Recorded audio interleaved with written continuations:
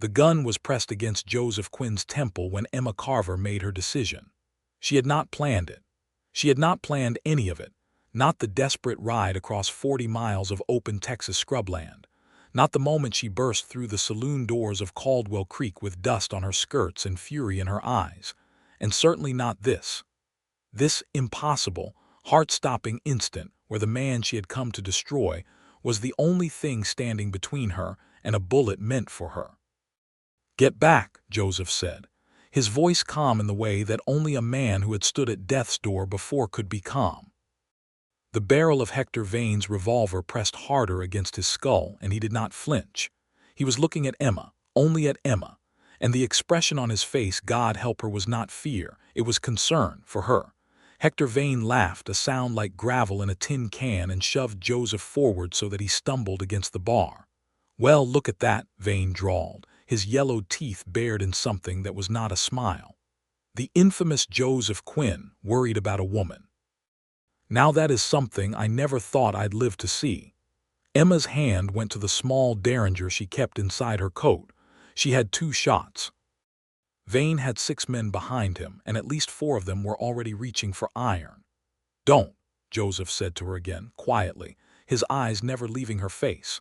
There was a cut above his brow from where Vane had obviously already struck him, and the blood ran in a thin line to his jaw, but his gaze was steady, focused, and achingly, impossibly gentle. "Emma, do not draw that gun." She hated that he knew her name. She hated that he said it the way he did, as if it were something precious.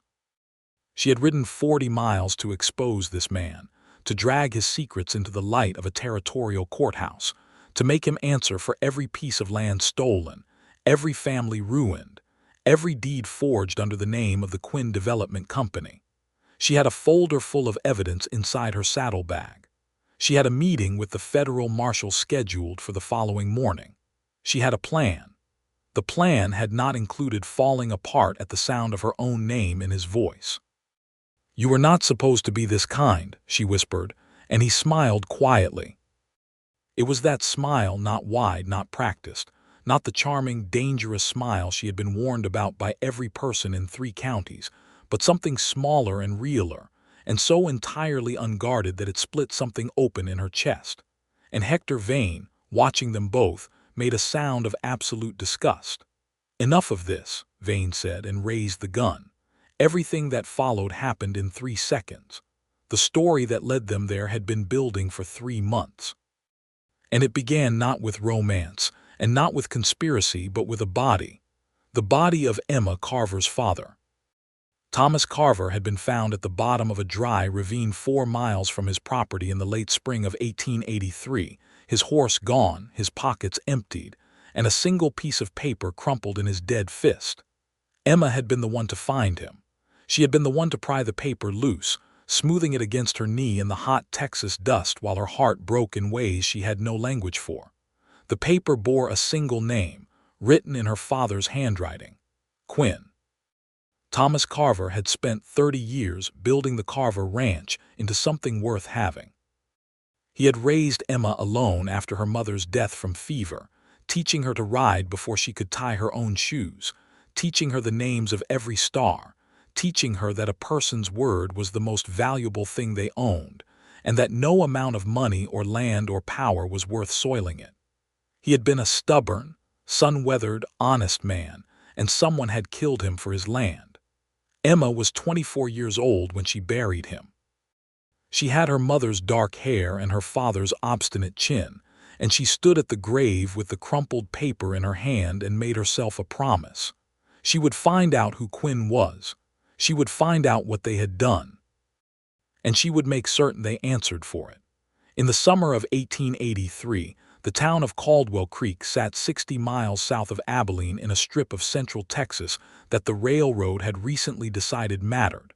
The moment the Kansas and Texas rail line had announced a possible spur line through the region, land that had been worthless scrub became worth killing for. Emma had known this. Her father had known this. What neither of them had known was the speed and efficiency with which a man named Joseph Quinn had begun purchasing, pressuring, and in certain cases, she suspected, eliminating the ranchers who stood in the way. The Quinn Development Company had appeared in the county records 18 months ago. Its principal officer was listed as one Joseph Quinn of San Antonio, though the records gave little else. Emma had spent the better part of 6 weeks in the county seat, reading everything she could find, copying documents by hand in the dim light of the records office, speaking to neighbors who had sold their land under what they described as significant pressure, and slowly, painstakingly, building a case that connected the Quinn Development Company to a pattern of coercion, forgery, and what she believed with increasing certainty was murder. The federal marshal's office in Abilene had agreed to meet with her. She had a date, a name, a folder of evidence, and a train ticket. All she needed to do was not do anything reckless in the 36 hours between now and then. She had ridden into Caldwell Creek, meaning only to collect a final sworn statement from a rancher named Silas Grubb, who had agreed by letter to testify about the men who had come to his property last autumn and what they had said. She had not planned to arrive to find Silas Grubb's place empty, his cattle gone, his wife and children nowhere in evidence, and a note pinned to the door that said simply, "He was warned."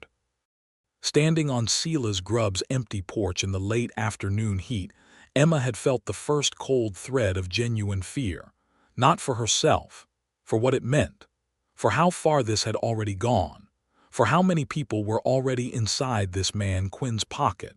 She had ridden to town, intending to ask questions carefully, to find a room for the night to think. Instead, she had walked into the general store to buy food for her horse and herself, and found herself overhearing 2 men in low, urgent conversation at the back of the store. One of them she recognized as a hand who worked for Quinn's operation. The other she did not know. What she heard turned her cold. They had Quinn. Vane's men had taken him 2 hours ago. Something had gone wrong between Hector Vane, who was apparently Quinn's business partner, or had been, and Quinn himself. A falling out over money, over the terms of the land deals, over something the first man described in a rushed whisper as the books being different from what Vane expected. Quinn was at the saloon. Vane was going to make an example. Emma had stood very still between the shelves of dry goods, listening to this and telling herself it had nothing to do with her. Quinn was a criminal. Whatever was happening between him and his criminal partner was not her concern. She had a meeting with a federal marshal in 36 hours. She needed to stay quiet, stay alive, and stay out of it. She had gotten back on her horse and ridden directly to the saloon. She had told herself in those 40 seconds of riding across the dusty main street of Caldwell Creek that her reason was purely practical. If Vane's men killed Quinn before the marshal's meeting, it would be harder to prove the broader conspiracy. She needed Quinn alive to answer questions. She needed Quinn available to be held accountable. That was why she was doing this. She had not, in those 40 seconds, allowed herself to think about the other thing. The thing that had been quietly growing in the back of her mind for the past 2 weeks, since the first time she had actually seen Joseph Quinn in person. She had expected a monster. She had expected the kind of man who looked like what he was: cold eyes, an expensive suit, the particular sleekness of a man who had gotten everything he wanted by taking it from others. She had watched him from across the street outside the land office, expecting to feel nothing but righteous hatred. She had felt something else entirely, and it had frightened her in a way that Hector Vane and all his guns had not. Now, 3 seconds after Hector Vane raised his revolver to fire, she understood why. The first second, Joseph Quinn moved, not away from the gun, toward Emma. He put himself between her and Vane's line of fire with a speed and deliberateness that made no logical sense for a man who was supposedly the orchestrator of everything she hated. The second, one of Vane's men, apparently not coordinating well with his employer, made the mistake of grabbing for Emma instead of covering Quinn. Emma drove her elbow into his face with a force that surprised them both, used the momentum to spin, and put her back against the bar beside Joseph. Their arms were touching. She could feel the warmth of him even through her coat. The third second, The back door of the saloon opened, and 3 men in the uniform of the Texas Rangers walked in. Hector Vane had precisely enough time to register this before one of the Rangers had a rifle pointed at his chest, and another was already calling for everyone to lay down their arms. The saloon dissolved into the controlled chaos of law enforcement taking command of a scene, and Emma found herself pressed against the bar with Joseph Quinn's hand somehow at the small of her back, as if he had put it there to steady her, or to be certain she was real. She turned to look at him. He was looking at her with that same expression she had seen across 3 counties worth of distance, the one she had tried to tell herself meant nothing, the one that looked disconcertingly like a man who had nothing left to hide. "Are you hurt?" he asked. "Why did you do that?" she demanded. "You were about to get shot. You were the one with the gun against your head." "I had more room to maneuver." He said it so simply, so matter-of-factly, that she almost missed the part where it was an absolute lie. He had had no room to maneuver. He had simply decided she mattered more than his own survival and acted accordingly. She stared at him. The Rangers were putting Vane and his men in irons. The bartender had disappeared.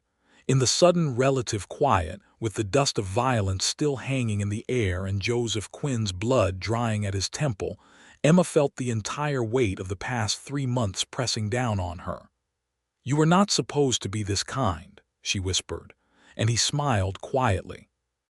They were separated almost immediately by the arrival of the Ranger captain, a broad-shouldered man named Harlan Bryce, who had the efficient manner of someone perpetually exasperated by the human race. He took Emma's statement first, in the corner of the saloon, while his men processed Vane's crew. Emma told him about her father, about the paper with the name on it, about the land records and the pattern of coercion and the meeting she had scheduled with the federal marshal in Abilene. She gave him the name Sela's Grub and told him about the empty house and the note on the door. Captain Bryce listened to all of this with a flat, professional expression that gave nothing away, and then said, "Miss Carver, how long have you been building this case alone?" 3 months. "And your father?" "Yes." He was quiet for a moment. "You understand that the federal case against the Quinn Development Company has been active for 4 months. Emma went very still. "I beg your pardon." "We have been investigating this operation for 4 months. The federal marshal's office in Abilene made contact with a confidential informant in February." He held her gaze. "You scheduled a meeting. We were already coming, Miss Carver, partly because of information you sent us, but partly because of information we had already received from someone on the inside." She looked past him to where Joseph Quinn was sitting in a chair across the room, his wrists still unbound. She noted this, speaking quietly to one of the Rangers. He was not in irons. His posture was not the posture of a man being questioned. It was the posture of a man giving a report. The cold thread of fear came back, but it brought company this time, something else, something sharp and complicated that she did not have a name for yet. "Who is the informant?" she asked, though she already suspected. Captain Bryce followed her gaze. "That is not something I can confirm." "It is him," she said, not a question. Bryce said nothing, which was itself an answer. Emma sat with this for a long moment, her father's crumpled note, the name Quinn. 3 months of building a case against a man, of nursing a clean and righteous fury, of keeping herself going through the worst of her grief, by telling herself that the anger had a target and the target had a name. Joseph Quinn. And Quinn had apparently been trying to dismantle the same operation from the inside. She rose from the chair without a word and crossed the saloon to where Joseph was sitting. He looked up when she approached, and the Ranger he had been speaking with took one look at Emma's face and found somewhere else to be. "You are the informant," she said. He did not deny it. "Miss Carver, you have been feeding information to the federal marshal's office." "For 4 months, yes." "While the Quinn Development Company was destroying lives. While my father," her voice broke on the last word. She had not meant for it to. She pressed her lips together and looked at the ceiling for 2 seconds, forcing herself back into steadiness. When she looked at him again, her voice was level. "While my father was killed." The expression that crossed his face then was not the expression of a man defending himself. It was the expression of a man receiving a wound he knew he had coming. "I know," he said quietly. "I am sorry. I am deeply, genuinely sorry. Thomas Carver's death was not something I could have prevented given what I knew at the time, but that does not make it easier to carry. How did you know my father's name?" "Because I know every name of every person Hector Vane and his associates have harmed. I made it my business to know them. That is part of what I have been providing to the Rangers." He paused. "Your father contacted the land office 6 weeks before he died. He had found irregularities in the recorded deeds for his property and 3 neighboring properties. He was doing exactly what you have been doing. He was building a case." Emma's hands, she realized, were shaking. She pressed them flat against her thighs. "And someone found out. Vane had a man in the county record's office." "Yes." "And you knew this?" "I found out the same week your father died. I had already sent word to Captain Bryce. It was not fast enough." The bleakness in his voice was not manufactured. She could hear the texture of genuine guilt in it, old and worn smooth by weeks of being carried. "There is not a day that I do not wish I had moved faster." Emma looked at him for a long time. The cut at his temple had stopped bleeding. One of the Rangers, she assumed, had given him a cloth, and he had pressed it briefly to the wound and then forgotten it. He had dark hair worn a little longer than strictly fashionable rough hands that suggested he had actually done physical labor at some point in his life, and eyes the color of strong coffee that were currently looking at her with a directness that most men she knew seemed constitutionally incapable of. She had spent 3 months building a case against him. She had ridden 40 miles to expose him. She had watched him put his body between her and a loaded gun, and now she was sitting across from him in a wrecked saloon while Texas Rangers processed the man who had apparently been the actual villain, and she did not know what to do with any of it. "Tell me who you are," she said. "Not what the company records say. Tell me the actual truth." He was quiet for a moment. "Then, my name is Joseph Quinn. I am 28 years old. I grew up in San Antonio, the son of a man who made his money in legitimate land development, surveying, brokerage, honest dealing. My father died 3 years ago and left me the company. What I did not know when I inherited it was that my father's business partner, Hector Vane, had been running a separate set of books for 5 years. When I found out, I had a choice: take the money or take him down. I was not willing to take the money.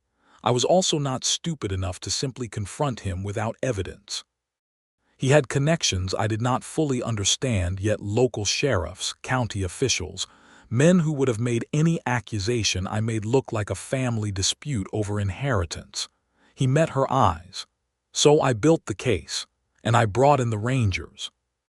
And I kept my name on the company documents because as long as Vane thought I was with him, I had access to everything. You were a spy. I was a man trying to undo what had been done under my name." His jaw was tight.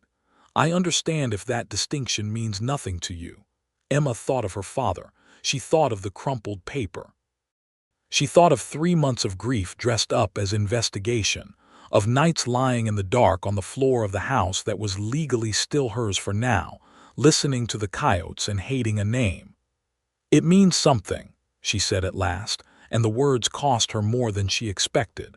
He did not look relieved exactly.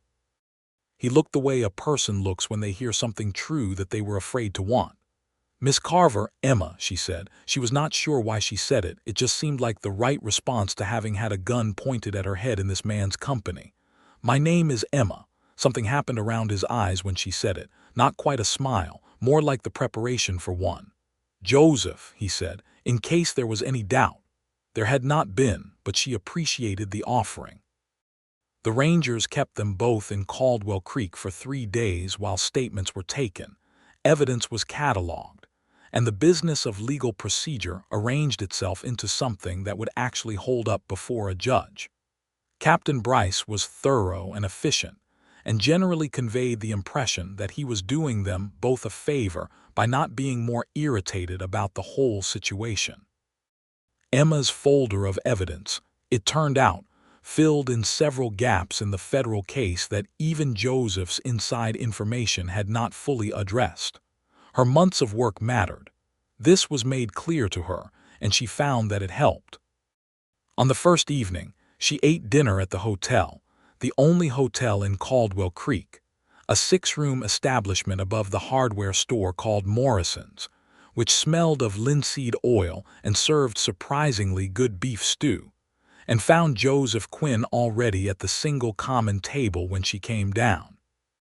There was a brief, charged moment in which they both assessed the situation, and then Emma sat down because she was hungry and the stew smelled good, and she was not going to rearrange her dinner around the fact that he made her feel things she did not fully understand.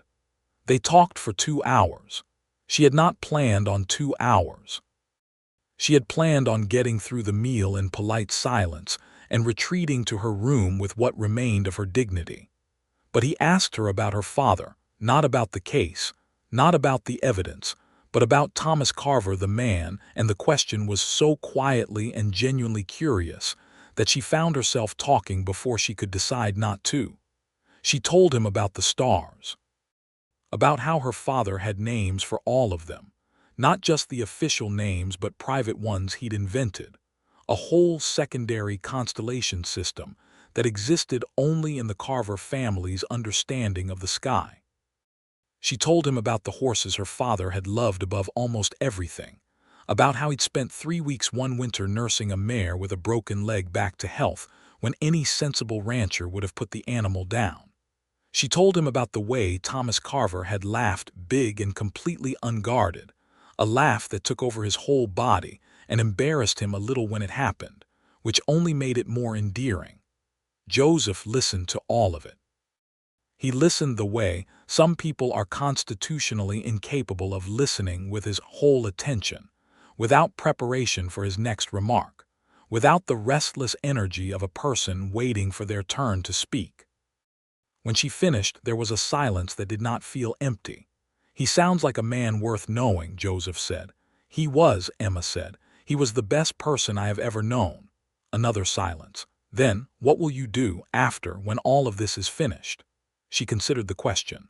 "The ranch is still legally mine, though there are 3 properties adjacent to it that Vane's people have claims on through the forged deeds. I expect those will be resolved by the courts. I am assuming I will go home and find out what is left. And if what is left is enough," she looked at him across the table. The lamp between them was burning low, and in its light his face had the quality of something that was trying not to be hopeful and was not entirely succeeding. "I grew up there," she said. "It will be enough." He nodded slowly. "Then, I owe you an apology, a proper one, not a legal one, not a managed statement in front of a ranger captain." He looked down at his hands, then back up. "My name was on every document. Whatever protection I was working toward, whatever my actual intentions were, I did not stop what happened to your father in time. I will carry that." "You do not need to apologize to me," Emma said carefully. "You were not responsible for Hector Vane's choices. I was responsible for being in a position where those choices had my name attached to them." She thought about this. It was the kind of moral precision that she had not expected from him, from anyone really, but especially from the man she had spent 3 months trying to burn down. It was the kind of reasoning her father would have respected.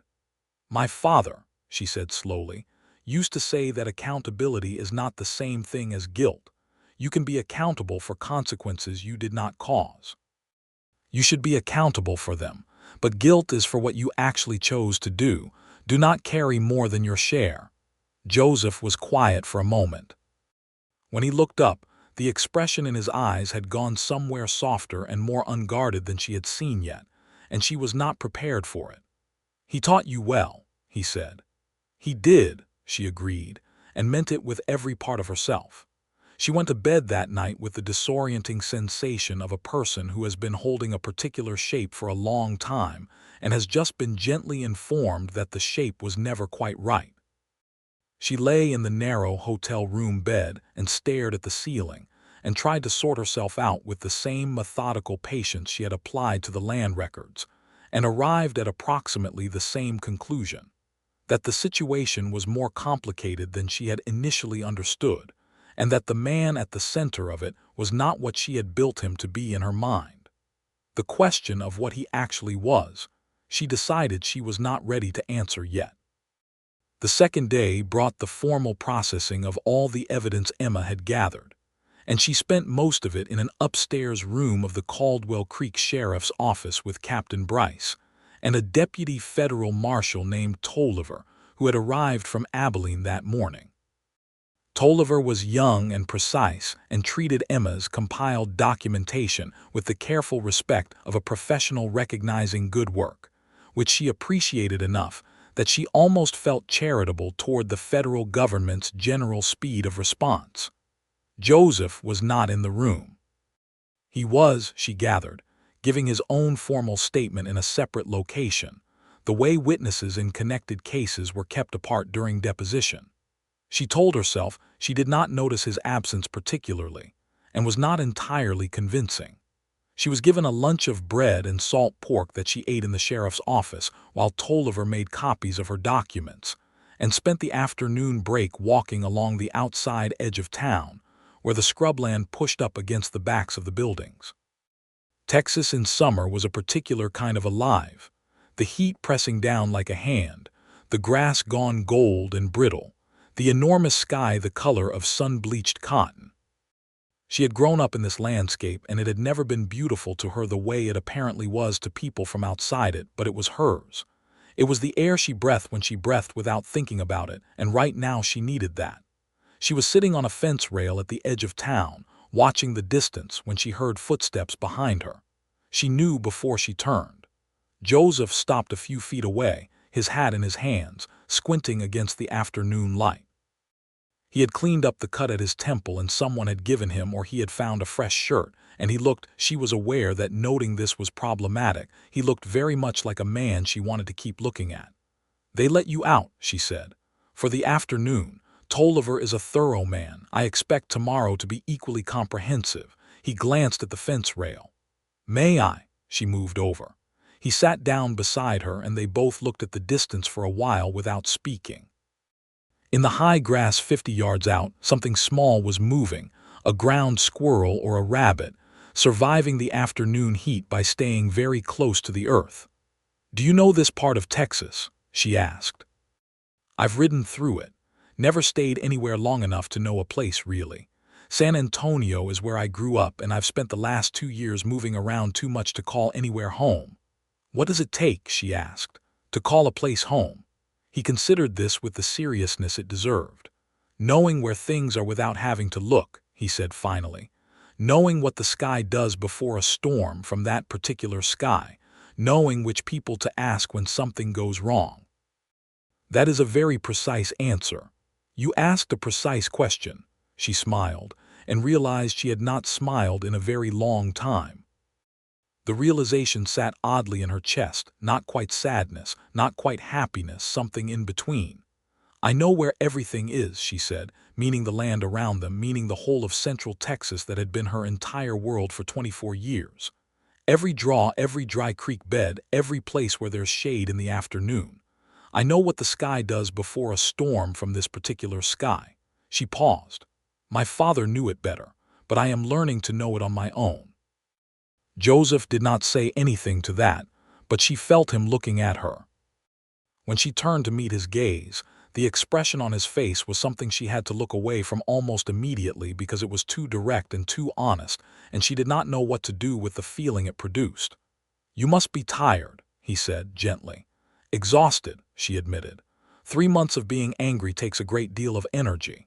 "I imagine it does. And then having the thing you were angry at turn out to be entirely different from what you thought, that is its own kind of tired." He was quiet for a moment. Then, "I am sorry to have been a disappointment." She laughed before she could stop herself. It was a real laugh, startled out of her, and for a second she heard her father's voice in it, the same unguarded quality that had embarrassed Thomas Carver in the best possible way. She pressed her hand over her mouth, and the laugh settled into a smile she couldn't quite suppress. Joseph was watching her with an expression of such complete and undefended warmth that she felt it in her sternum.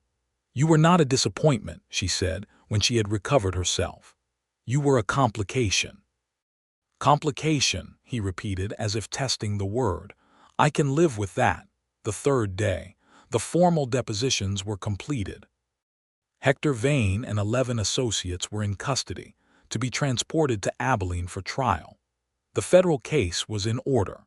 Captain Bryce shook Emma's hand with the solemn efficiency of a man who respected work well done, and would probably not say so in more than 4 words. Tolliver gave her a receipt for the documents she had provided, and the address of the federal court clerk's office in case she had further materials to submit. Emma stood outside Morrison's hotel with her saddlebag over one shoulder and her horse waiting at the rail and thought about what came next. What came next was the ranch, 40 miles south. A house that had been empty for 3 months, except for the nights she had slept there between trips to the county seat. A property whose future was still being determined by courts and legal proceedings that would take months more to fully resolve. A life she had been holding in suspension while she hunted a ghost. She was tying her saddlebag when Joseph appeared beside her. He had his own horse, a gray gelding she had noticed on the first day, a solid, sensible animal that matched its owner's general demeanor. He was packed up, ready to travel. "Where are you headed?" she asked, though she had not intended to ask anything. "South," he said, "toward the Carver property as it happens." She turned to look at him directly. "That is a coincidence." "It is not actually," he said, without apparent embarrassment. "There are 3 adjacent properties where the deeds will need to be formally corrected once the courts have processed the case. I told Tolliver I would handle the paperwork personally. As the company's principal officer, I am the appropriate person to file the corrections. And this requires you to ride south." "Toward the Carver property, yes." Emma considered him. He was meeting her gaze steadily, neither pushing nor retreating, and she thought again of that quality she had noticed and not known how to name, the quality of a man who had decided to be honest and had organized his whole self around that decision. "You could have filed the corrections from Abilene," she said. "I could have," he agreed. The silence between them was not empty. It was full of something she was not yet ready to name but was becoming less afraid of. "I ride at a good pace," she said finally. "If you cannot keep up, I am not stopping." "I would not expect you to," he said, and the quiet smile was back, the one that had cracked something open in her chest on the night she had ridden into the saloon and found him at the wrong end of a gun. She understood now why it affected her the way it did. It was not the smile of a man performing charm. It was the smile of a man who was surprised by his own happiness and was not trying to conceal it. They rode south together. The first hour they rode mostly in silence, which suited Emma. She was a person who thought clearly on horseback, and she had a great deal to think about. The land around them was flat and golden and enormous, the sky doing the particular late morning thing it did in Texas in July, building clouds on the western edge that would decide by afternoon whether they were serious or not. She knew this sky. She knew this land. The familiarity of it was the first thing that had felt right in 3 months. "Tell me about your father," she said, not turning her head when they had been riding about 20 minutes. "My father." Joseph was quiet for a moment. She could hear the rhythm of his horse's hooves settling into sync with hers. "He was a hard man to know, not unkind, but private. He built the company from a land surveying operation he started in 1858, which means he built it through the war and through all the chaos after, and I think that shaped him in ways he never quite recovered from. He believed in work as a moral act. He was not wrong about that.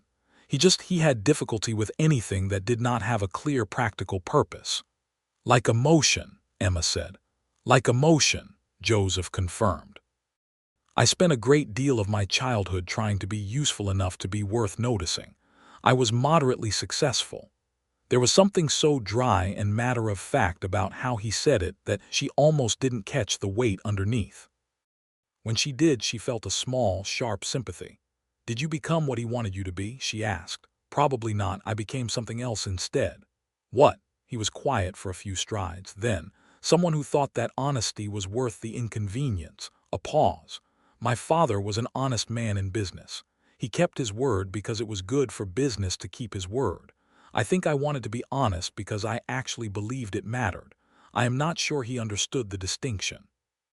Emma turned to look at him. He was watching the road ahead, his hat pulled low against the sun, his posture easy on the gray gelding.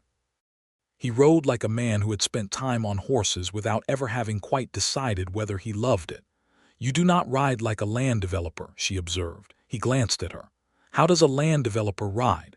Like they wish they were in a carriage." He laughed. She had not heard him laugh before, not fully, and it was a good laugh, genuine and a little rough at the edges, like it did not get enough use. "Fair assessment," he said. "I grew up in San Antonio. I learned to ride because it was necessary, not because I loved it. My father had me on a horse before I could walk properly," Emma said. "He believed that a person who could not ride was a person who was not fully free." "He sounds more and more like someone I wish I had known," Joseph said quietly. Emma looked back at the road. "He would have been suspicious of you," she said honestly. "He was suspicious of anyone connected to land development, even legitimate operations. He would have needed time to form his own opinion." "That seems entirely reasonable." "He would have come around," she added, and was not entirely sure why she added it, only that it was true. Thomas Carver had been suspicious, but he had also been perceptive. And she thought, that he would have seen in Joseph Quinn exactly the thing that she was still carefully deciding what to do with. They stopped at midday beside a creek that still had enough water in it to be called a creek, watered the horses, and ate from the provisions Emma had purchased at Caldwell Creek's general store, hard biscuits and dried beef, and the sort of hard cheese that lasted well in heat. It was not a romantic lunch by any stretch of the imagination, and yet when Emma sat on the creek bank with her boots off and her feet in the lukewarm water and Joseph sat a few feet away eating his biscuit and squinting at the opposite bank, she felt more at ease than she had in months. She was not ready to examine that feeling too closely, but she noted it. "Can I ask you something difficult?" Joseph said. She looked at him. "You can try. The night you rode into the saloon, you had ridden 40 miles to get there. You knew Vane had his men everywhere. You could have waited, could have sent word to the Rangers, could have done any number of things that were safer than walking through those doors alone." He paused. "Why did you come?" The honest answer was complicated. Emma took a moment with it, looking at the water moving over the rocks at her feet. "I told myself it was practical," she said. "That I needed you alive for the federal case. That if Vane's men killed you, it would complicate the prosecution." "And the real answer?" She looked at him. He was watching her with that same directness, not pressing, not pushing, simply asking and being willing to wait. "I had watched you," she said carefully, "at a distance, on 3 separate occasions over the past 2 weeks. Once outside the land office, once at the edge of town near the livery, once at the general store." She paused. "I had expected to hate you. I had prepared myself to hate you. And every time I looked at you, I could not make myself do it, and I could not understand why, and that confused me, which made me angry, which is probably why I kept watching." She stopped. "That sounds considerably less sensible spoken aloud." "It sounds entirely human," Joseph said. He was not smiling quite. His expression was careful and intent in the way it got when something mattered. "What did you see? When you were watching?" Emma thought about it. "You helped a woman carry a crate out of the general store," she said. "She was older. You did not know her. You were passing by and you simply stopped and helped her and then kept walking. You did not make anything of it." She thought about the other times. "And at the livery there was a horse that had been tied too tight, and you stopped and adjusted the rope and then spent 5 minutes talking to the horse quietly before you went on." She met his eyes. "Small things, private things. Things a person does when they are not thinking about being observed." He was quiet for a moment. "And those things made you ride 40 miles. Those things made me unable to believe entirely that you were what I thought you were," she said. "And I suppose I was not ready to be wrong without a good reason." She looked away. "I am not very good at being wrong." "Neither am I," he said, "but I am trying to get better at it." She looked back at him, and for a moment the whole of the afternoon, the heat, the water, the enormous Texas sky, the months of grief and anger and dogged determination compressed into a single point of complete and frightening clarity. She knew in that moment exactly what she was feeling. She had known it for longer than she wanted to admit. She just had not been ready. She was ready now, or something close to it. "You should know," she said, "that I am not a woman who makes things easy. I am stubborn, and I form opinions quickly and change them reluctantly, and I have spent 3 months conducting what amounts to a private investigation while managing a legal case and a grief that I have not properly dealt with yet. I am not at my best. You seem extraordinary to me," Joseph said simply, "but I take your meaning." She looked at him for a long moment. "What is it you actually want, Joseph Quinn?" He held her gaze. "To be worth knowing," he said, "to the right person." Emma stood up, brushed off her skirts, and put her boots back on. She was aware that her hands were not entirely steady. She picked up her hat from the grass beside her. "We should keep riding," she said. "We have 20 more miles." "We do," he agreed, and rose, and did not push, and that restraint, the careful, honest restraint of a man who understood that some things could not be rushed without being broken was, she thought, perhaps the most significant thing he had done. They arrived at the Carver ranch in the late afternoon, when the shadow of the house was long and the light had gone the particular golden red that preceded sunset in that part of Texas. Emma pulled up at the gate and looked at the house for a moment without speaking. It was smaller than she remembered, or she had remembered it differently, inflated by grief into something larger than itself. It was a good house, solid.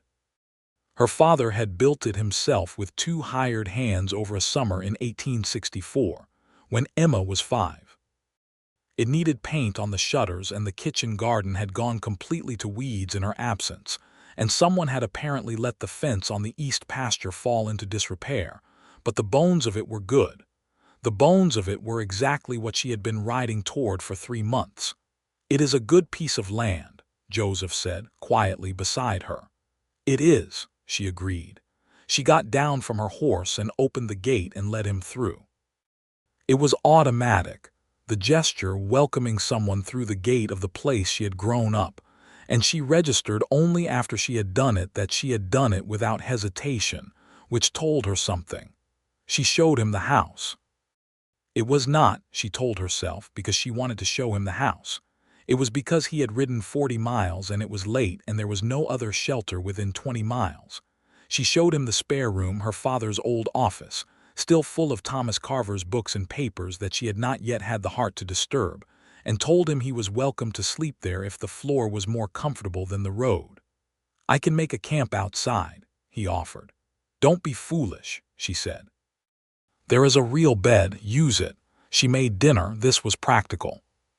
She was hungry, and the food she had brought from Caldwell Creek would not last another day in the heat, and cooking something put her hands to work and her mind on a specific, manageable task.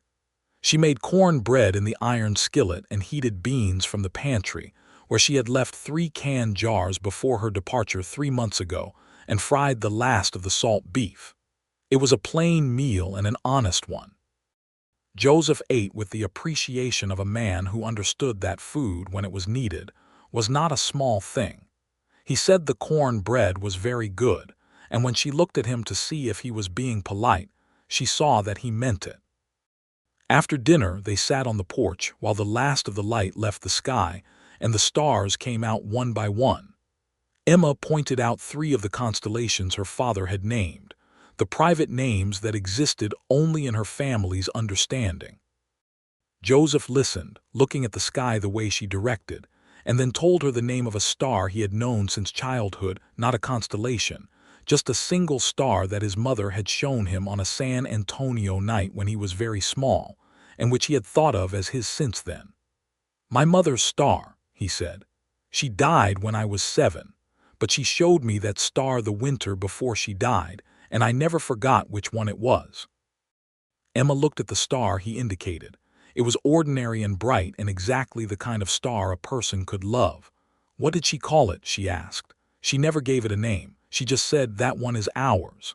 Emma looked at the sky for a long time after that. "My father," she said, "used to say that the stars are evidence that the world has been paying attention, that all the light up there is just the universe keeping records." She paused. He was not a religious man in the traditional sense, but he believed in paying attention. "I think I understand that," Joseph said. They sat in a companionable silence for a while that stretched and deepened without becoming uncomfortable. The coyote started up somewhere in the middle distance, the sound she had gone to sleep to every night of her life until 3 months ago, and which she had missed, she realized, even in the worst of the grief. "Joseph," she said. "Yes. The deed corrections, the formal paperwork for the adjacent properties." She was looking at the sky, not at him. "How long will that take, once the courts have processed the case?" "Months, probably. The documentation will need to be filed in the county seat, and then reviewed, and the corrected deeds recorded. The court cases themselves may take a year or more. And you plan to be involved in that process." A pause. "I feel responsible for seeing it through," he said carefully, "if that is not presumptuous."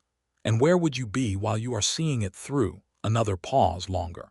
She could feel him being careful, the way she had learned to feel the specific quality of his carefulness, the way he measured what he said against what he meant and made sure they matched. "That would depend," he said, "on whether I had any reason to be in this part of Texas." Emma turned her head and looked at him in the dark. He was looking at her, the same way he always seemed to be looking at her, not performing, not waiting, just paying attention. "My father's books," she said. "The ones in the spare room." He kept very precise records of every transaction he made, every handshake agreement, every land measurement he had surveyed himself over 30 years. "It occurs to me that some of those records might be relevant to the court's reconstruction of the legitimate deed history in this county." "That is entirely possible," Joseph said. "It would probably be useful to have someone with legal experience in land development looking at those records with me." "It would."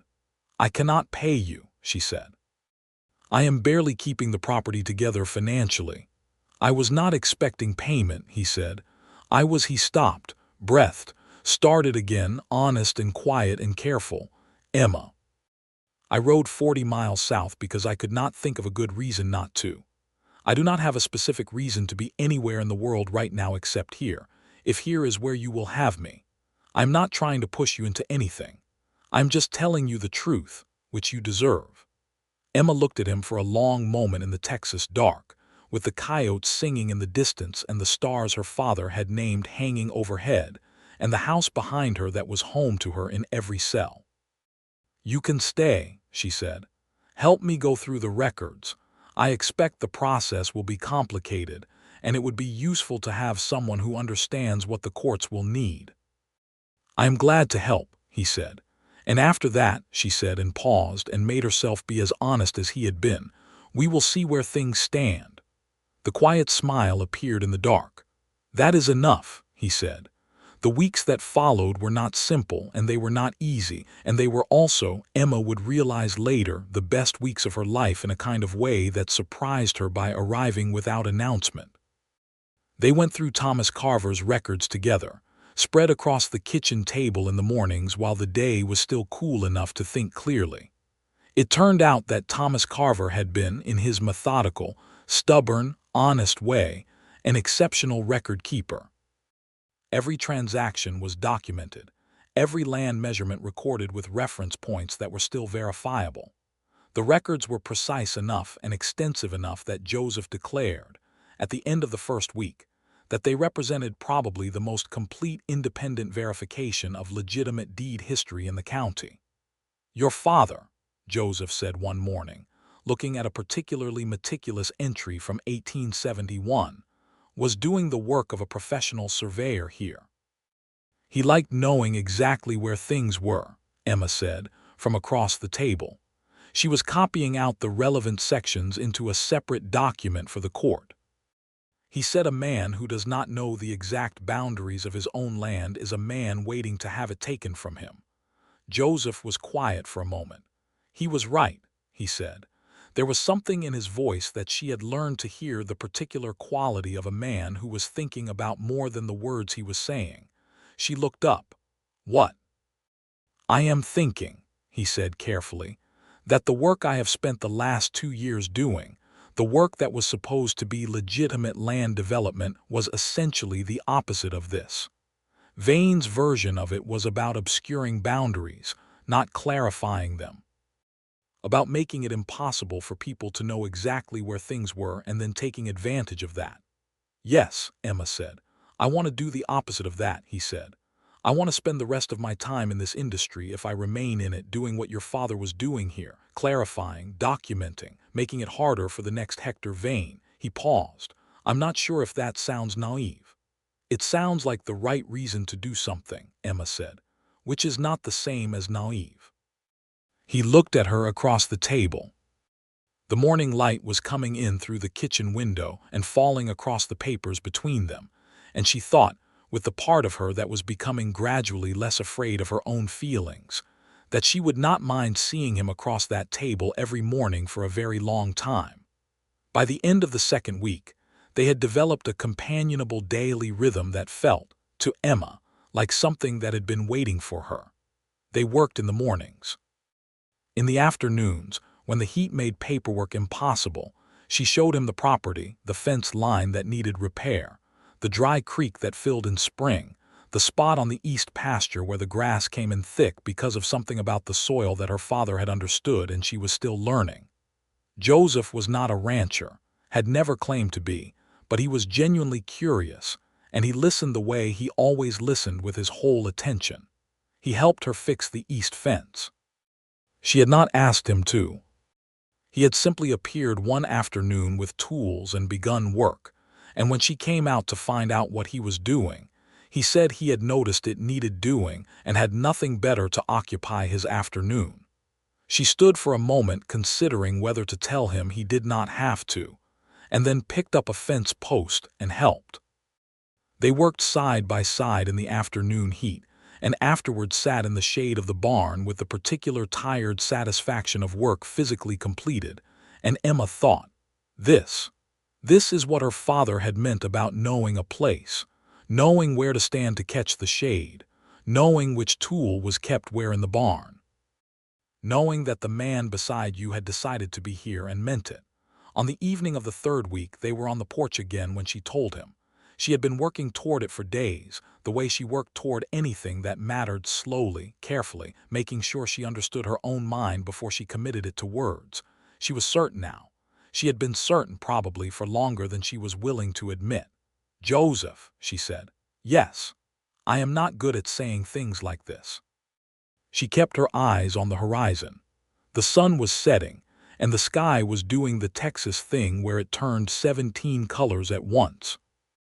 "I am going to say it anyway because I believe you deserve honesty and I deserve the practice."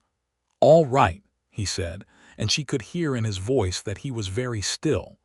"I was so certain who you were," she said.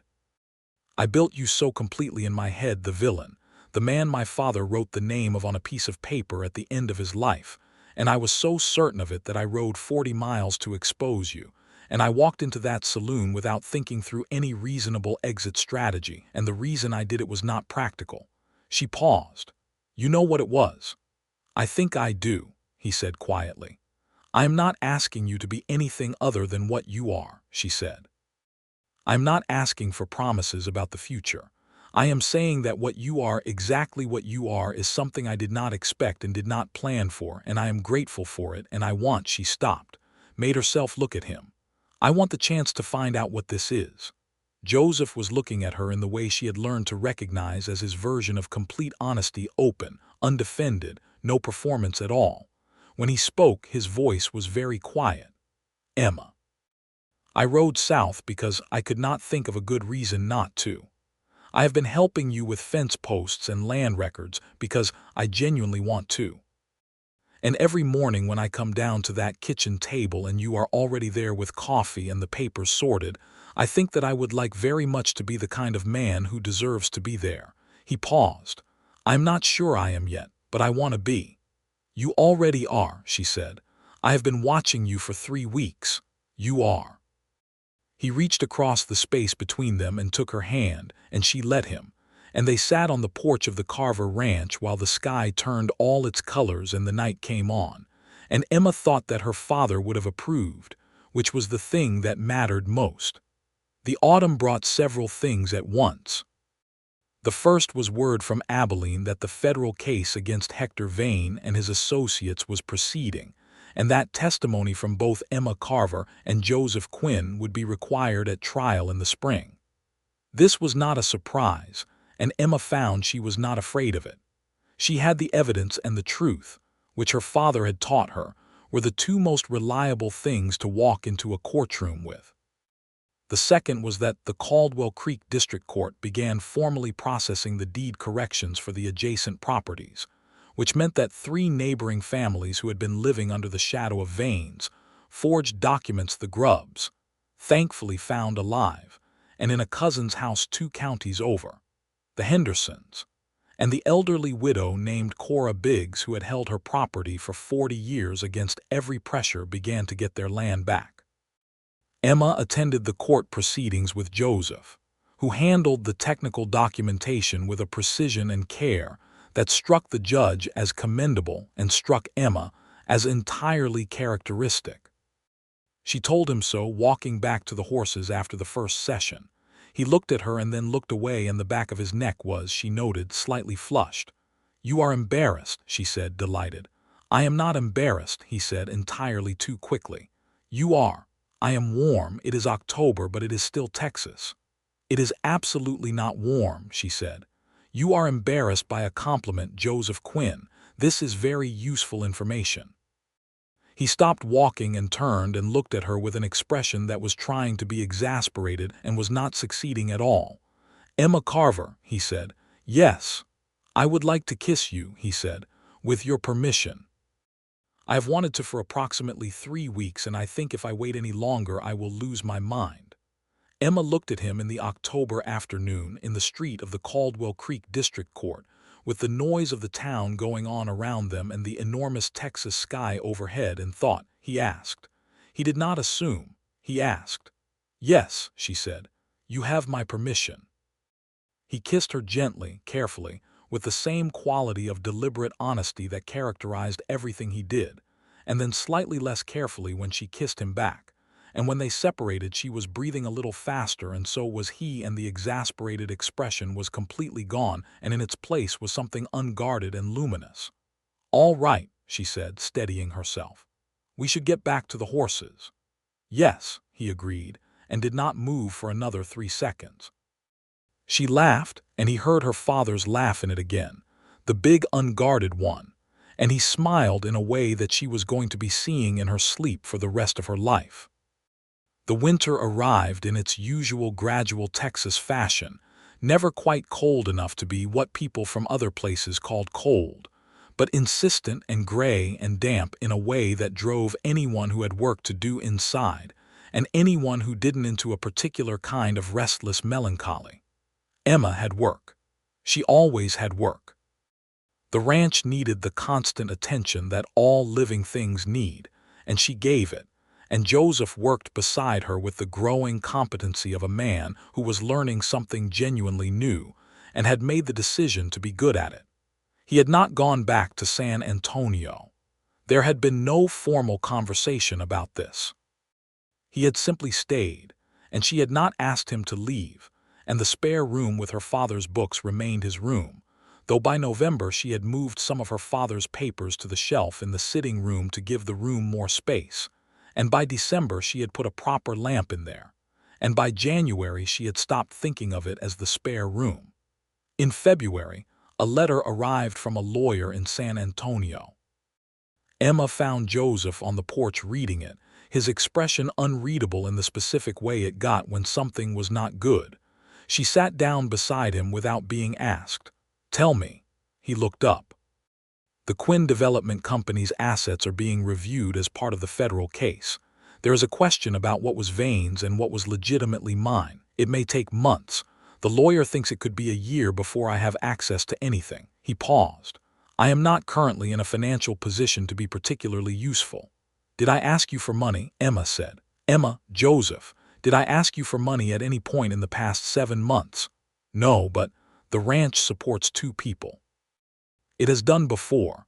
My father employed 2 hands for years and fed them from the same kitchen. We are fine. She reached over and took the letter from his hand. She read it. It was as he had described, complex, uncertain, requiring patience. She folded it and gave it back. Write back and tell the lawyer to be thorough. We will wait. He looked at her. We, he said, as if he was testing the word. We, she confirmed. He took a breath that she recognized as the kind a person takes when they are trying to hold themselves together. Emma, he said, I want to marry you. She had thought about this.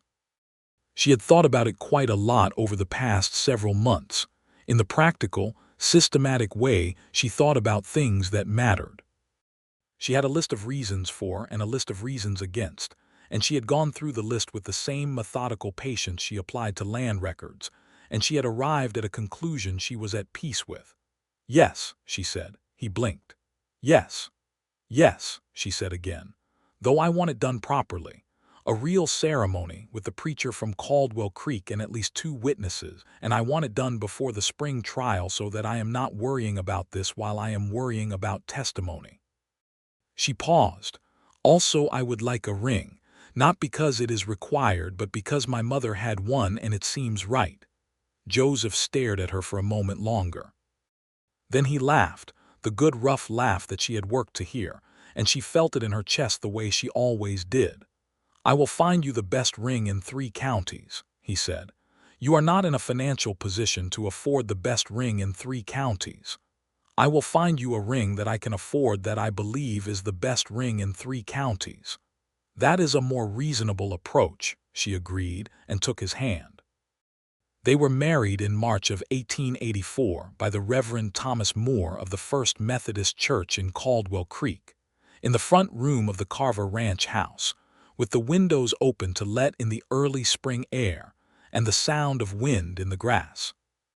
The witnesses were Captain Harlan Bryce, who attended with the same efficient solemnity he applied to everything, and Cora Biggs, the elderly widow whose land had been restored through the court proceedings, and who drove herself the 20 miles to be present and brought a cake that was, everyone agreed, exceptional. Emma wore her mother's dress, white cotton, serviceable, not fashionable by Eastern standards, but exactly right for who Emma was and where she was marrying, and the ring Joseph had found her was a simple gold band with a small turquoise stone set in it, from a silversmith in Abilene. She loved it. When the Reverend Moore pronounced them husband and wife and Joseph kissed her in the spring light of the front room of her father's house, Emma felt something settle in her that had been unsettled for a long time. Not grief going away, grief does not go away. She had learned that over the past year, but grief finding its proper place alongside something else, something larger and warmer and ongoing. She whispered against his cheek, with her hands in his hair, "You were not supposed to be this kind." She felt him smile against her face, the quiet smile, the real one. "I was always going to be this kind," he said softly. "I was just waiting for the right person to notice." The trial of Hector Vane and his associates took place in Abilene in April of 1884 and lasted 11 days. Emma testified for 2 days. Joseph testified for 3. The federal prosecutor used the combined documentation from the Quinn Development Company's internal records and Thomas Carver's meticulous deed logs to construct a case that Judge Percival Hahn later described in his written ruling as among the most thoroughly evidenced land fraud prosecutions he had presided over. Hector Vane was convicted on 17 counts including land fraud, conspiracy, obstruction of justice, and accessory to manslaughter in the death of Thomas Carver. He was sentenced to 30 years in the federal penitentiary in Huntsville, where he would die 11 years later of a heart condition without ever expressing remorse for any of it. 7 of his associates received sentences ranging from 5 to 20 years. 2 others who had cooperated with the federal investigation received lighter sentences. The man who had kept the fraudulent records in the county clerk's office was convicted of forgery and sent to prison for 8 years. Emma sat in the gallery on the last day of the trial and watched Hector Vane being led out of the courtroom in irons, and felt the particular exhausted peace of something completed. Not happiness, exactly. Thomas Carver was still dead. No verdict restored that, but accountability existed. The record was correct. The thing her father had died trying to do was done. Joseph found her hand in the gallery and held it without speaking. On the train back from Abilene, she fell asleep with her head on his shoulder and did not wake up until they reached Caldwell Creek. That summer, the Quinn Development Company's asset review was resolved in Joseph's favor. Vane's fraudulent accounts were formally separated from the legitimate business, and Joseph found himself in possession of a smaller company than he had inherited, but a clean one. He spent 2 weeks in San Antonio dealing with the legal particulars and came back to the ranch with a proposal. He wanted to restructure the company into a land surveying and legitimate brokerage operation. He wanted to do it primarily in the Central Texas region. He wanted to focus specifically on helping small ranchers and homesteaders establish clean, verified deed records for their properties. Exactly the work Thomas Carver had been doing for himself and his neighbors in the records that had helped convict Vane. He had worked through the financial projections. He had a modest starting capital. He had a clear sense of what it would require and what it would not. He laid it all out on the kitchen table while Emma listened, and when he finished, she looked at the papers for a long time. "This is what you actually want to do," she said. "Yes," he said. "Then do it. I would need to use the ranch as my base of operations initially, at least until I have enough income to establish a proper office." "You live here," Emma said. "Your base of operations is wherever you live. That is how that works." He looked at her. "I want to make sure you are comfortable with it." "I am your wife," she said patiently. "Our finances are combined. Our decisions are combined. I am very comfortable with doing something honest and useful with the resources we have. Do not ask my permission again when what you actually want is my opinion." He was quiet for a moment. Then, "What is your opinion?" "I think it is exactly the right thing," she said. "I think my father would have paid for the service gladly. I think there are 50 families in this county alone who need it. I think you should start as soon as possible." "Next month," he said. "Next month," she agreed. She poured them both coffee and they sat at the kitchen table together in the morning light, going over the projections, and it was, Emma thought, one of the best mornings of her life. Not because anything extraordinary was happening, because nothing extraordinary needed to. By the following spring, Emma was expecting their first child. She told Joseph on a Tuesday morning in March, matter-of-factly and without preamble, because she was not a woman who did things with excessive ceremony. He went very still for a moment, and then he crossed the kitchen and put his arms around her and did not say anything at all for nearly a full minute. And that, the warmth of him and the steadiness of him and the silence that did not need words, was the best response she could have imagined. Their son was born in October of 1885, in the house Thomas Carver had built, delivered by the doctor who rode out from Caldwell Creek, and declared him the most thoroughly determined baby he had encountered in 30 years of medicine. They named him Thomas Joseph Quinn. Thomas for the man who had built the house and taught Emma the names of stars and believed in paying attention. Joseph for the man who had ridden 40 miles south because he could not think of a good reason not to.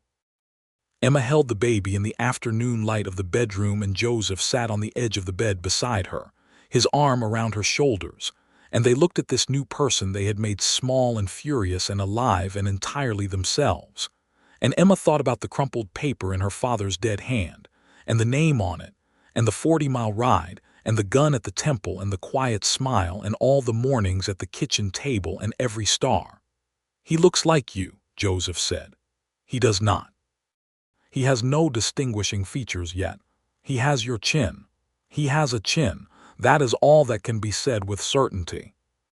But she was smiling, and the smile was her father's laugh, the big unguarded one, and she heard it in herself and did not try to contain it. Joseph kissed her temple. "Your father," he said quietly, "would have loved this." "Yes," Emma said, "he would have." Thomas Quinn grew into a boy with his mother's dark hair and his father's quiet watchfulness and his grandfather's laugh. He was 3 years old when his sister arrived, Margaret Carver Quinn, called Maggie from her first week, a name that suited the precise energy with which she greeted the world. He was 6 when their youngest, a boy they called Samuel, joined the household with considerably less drama than either of his older siblings had managed.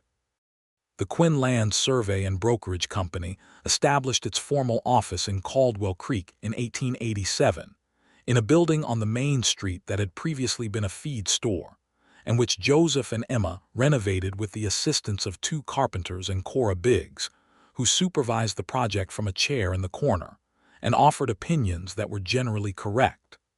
The company grew steadily, in the practical and undramatic way that good things built on honest foundations tend to grow. By 1890, it had 3 employees and a reputation in 4 counties as the outfit to call if you needed your deed verified and your boundary lines confirmed. Joseph taught Thomas to ride on a Saturday morning in the spring of 1891 in the east pasture that he and Emma had refenced together 7 years before.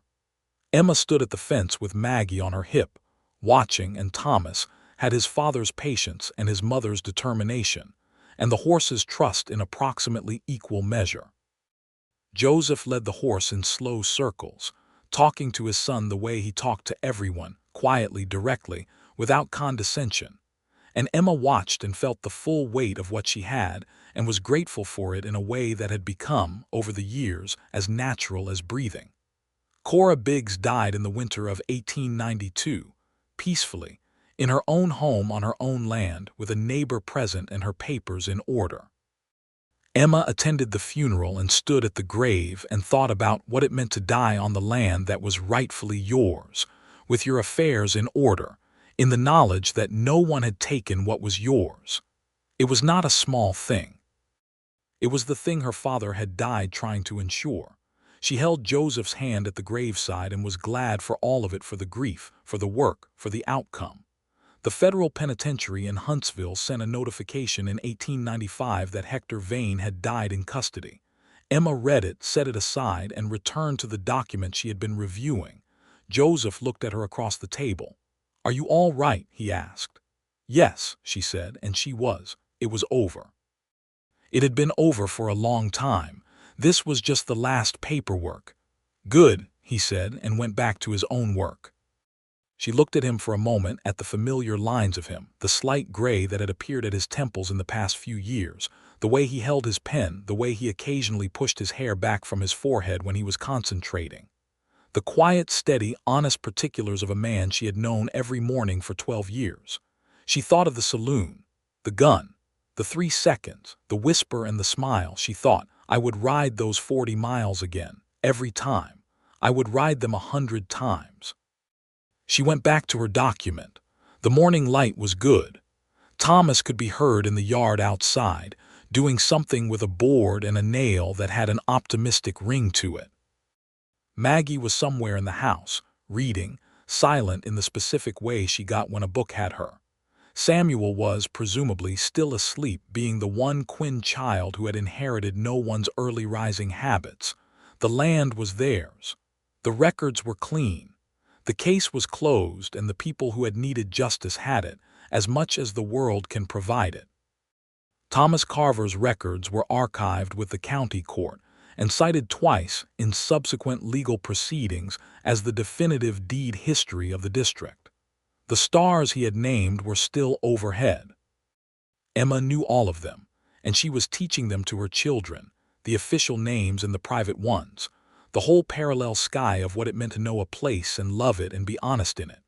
One evening in early spring, when the children were in bed and the house was quiet, Emma and Joseph sat on the porch in the dark the way they had sat 100 times before, watching the stars come out. The coyotes were going. The grass was moving in a light wind that had the first warmth in it that meant the season was turning. "Do you remember," Emma said, "what you told me home meant?"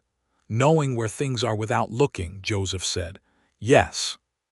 "And knowing what the sky does before a storm from that particular sky." He was looking up, and knowing which people to ask when something goes wrong. Yes, Emma said. Do you know those things now? He was quiet for a moment. Then, I know every draw in Dry Creek bed for 20 miles. I know what this sky does in July. I know that when something goes wrong, the first person I ask is you. He turned to look at her. Yes, I know those things now. Emma looked at the sky her father had taught her, the stars with their official names and their private ones, the ordinary and the named and the ones that simply were without any name at all, and felt the full, settled, enormous weight of a life that had become exactly what it was supposed to be. Good, she said, and took his hand, and they sat together in the dark of the life they had built, and it was enough. It was more than enough. It was everything.